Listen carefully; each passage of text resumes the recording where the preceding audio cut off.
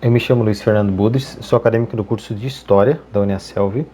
Esse é meu trabalho de prática interdisciplinar dos estudos de História Contemporânea. O tema, então, é o fascismo do poder à megalomania.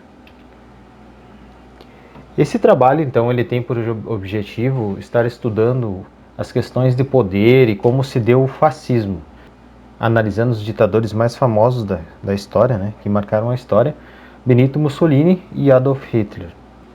Algumas palavras-chave: ideologia política, historicidade e nacionalismo, que serão os temas abordados durante a pesquisa. Então, de forma introdutória, estaria apresentando aí no trabalho como o fascismo se iniciou, né, todos os aspectos marcantes do seu início, né, da sua manutenção, assim como os dois grandes ditadores, né, fascistas, Mussolini e Adolf Hitler, como eles se difundiram no poder, como eles conseguiram exercer esse poder dentro da sociedade, né, de sua época, né, e quais as semelhanças deles entre os dois governantes, né, os dois ditadores, quais as semelhanças dos seus governos. Fica nítido já no início do trabalho que o grande poder de manipulação do imaginário social é o que traz o poder para o ditador em si.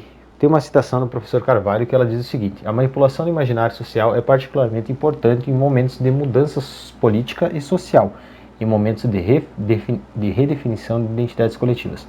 Assim como eu demonstro dentro da minha pesquisa, o poder se dá perante as massas, o controle do imaginário, a questão de transformar a mentalidade coletiva da sociedade. Justamente o fascismo, ele torna isso muito implícito, criando a questão dos intrusos, dos outros, enxergando cada sociedade imposta, né? No caso de Mussolini, foi na Itália, o seu próprio povo se enxergava superior ao povo do exterior, né? Na Alemanha nazista, também, de Hitler, os nazistas conseguiram impor um pensamento sobre o povo alemão, que eles eram um povo superior, né? Tinha justamente um aval científico para demonstrar essa diferenciação, demonstrando toda a cultura externa como algo inferiorizado, né? E existe uma grande comunhão entre o fascismo italiano e o alemão, justamente sobre uma ameaça externa, né? Como até Umberto Eco fala. O fascismo italiano convenceu muitos líderes liberais europeus de que o novo regime estava realizando interessantes reformas sociais, capazes de fornecer uma alternativa moderadamente revolucionária à ameaça comunista. O comunismo fora, então, uma grande ameaça, a sombra do comunismo, né? E os seus poréns foram a grande ameaça e foram utilizados como uma forma de criação de novas políticas, né? Aqui tem uma representação do Fátio de Mussolini, que seria justamente daí onde veio o nome fascista, né? O fácio era um equipamento de guerra, né, de batalha da Roma Antiga, que justamente representa o que Mussolini gostaria de demonstrar sobre sua política. Que o feixe de lenhas, né, de madeiras unidos, eles tornam forte, e o machado ali, incrustado no meio, demonstra a liderança política. No caso, ele mesmo, né, Benito Mussolini, seria o líder, né, que ajuda o povo a se unir e se fortificar com uma grande arma, né? E essa foi o fátio foi a bandeira do Partido Nacional Fascista, criado por Mussolini. Então, como metodologia da pesquisa que eu fiz, eu utilizei basicamente, principalmente, uma pesquisa bibliográfica, né, de livros do Foucault, Vigiar e Punir, e principalmente Umberto Eco, Fascismo Eterno. São duas grandes obras, né? O Foucault, ele fala bastante sobre as questões de poder, sobre as questões de controle da massa, da mente humana. O Fascismo Eterno do Eco já vai abarcar os acontecimentos da época, todas as facetas, né, do fascismo. E os artigos na internet, então, vários artigos aí que serão pesquisados, né, foram pesquisados sobre a mesma temática. Bom, a proposta então do trabalho era descobrir então como fora criado o fascismo, né, e seus aspectos. Então, o fascismo fora criado então por Benito Mussolini na Itália após o final da Primeira Guerra Mundial. E como eu pude constatar durante a pesquisa, os aspectos tanto entre o partido nazista e o fascista de Mussolini e de Adolf Hitler, eles contêm aspectos semelhantes. Ambas as sociedades, né, em suas respectivas épocas, elas vinham justamente de uma situação de crise em seus países.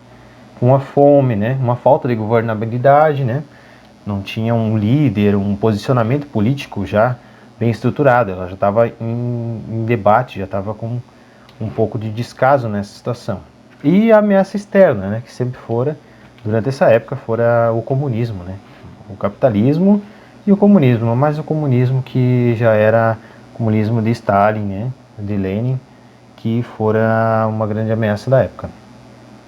Bom, os dois partidos, então, tanto fascista quanto nazista, eles se usaram muito do nacionalismo, que era justamente um patriotismo muito mais extremista, que julgava justamente os que viviam em sua sociedade superiores aos externos, causando violência extrema, causando situações e criando inimigos, como no caso do nazismo de Hitler, que então impusera a visão de inimigo aos judeus, principalmente, mas assim como os negros, aos efeminados, né, aos homossexuais, e assim por diante.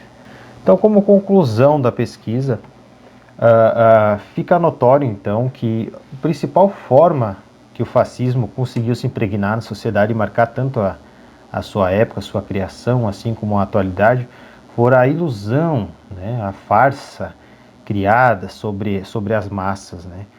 Que farsas seriam essas? O poder extremo que todos possuíam, sendo que não era exatamente real, ou a criação de um inimigo externo, né? Assim como, principalmente como Hitler fez, né? Com os judeus, né? Com os negros.